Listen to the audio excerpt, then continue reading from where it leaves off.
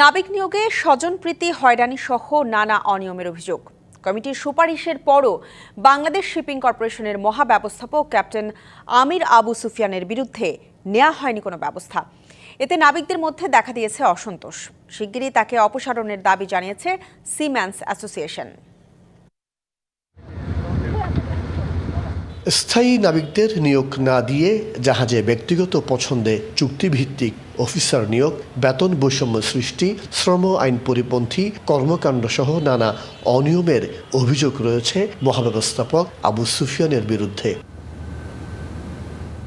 এসব অভিযোগে গেল বছর আবু সুফিয়ানের বিরুদ্ধে নৌ পরিবহন মন্ত্রণালয়ে অভিযোগ দায়ের করে বাংলাদেশ শিপিং কর্পোরেশনের সিমেন্স অ্যাসোসিয়েশন। এরপর গঠন করা হয় তদন্ত কমিটি। বিএসসিতে 3 জন কমিটি মন্ত্রণালয়ের মাধ্যমে কমিটি করে দিছে। ওই কমিটিকে সে পাত্তাই দেয় নাই। ওই কমিটি তাকে 2 বার ডাকছে, চাকরি থেকে বরখাস্ত করা উচিত।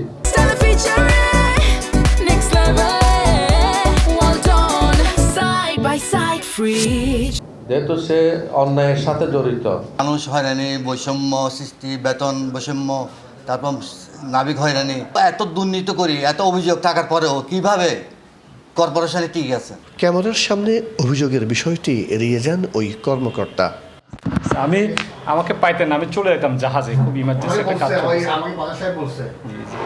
আপনি একটু বসেন প্লিজ। তদন্ত কমিটি একাধিকবার ওই কর্মকর্তাকে হাজির হতে ও বিগত 5 বছরের ক্রু লিস্ট সরবরাহের অনুরোধ জানালেও তিনি তদন্তে সহযোগিতা করেননি। তার এমন আচরণকে তদন্ত কার্যক্রমে বাধা হিসাবে উল্লেখ করে বিধি মোতাবেক ব্যবস্থা গ্রহণের সুপারিশ করা হয় প্রতিবেদনে।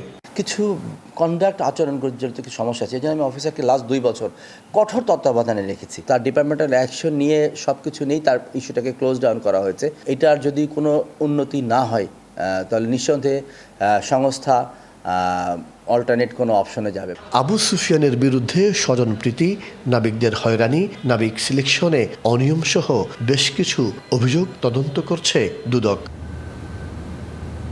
মাসুদুল হক, ডিবিসি নিউজ, চট্টগ্রাম।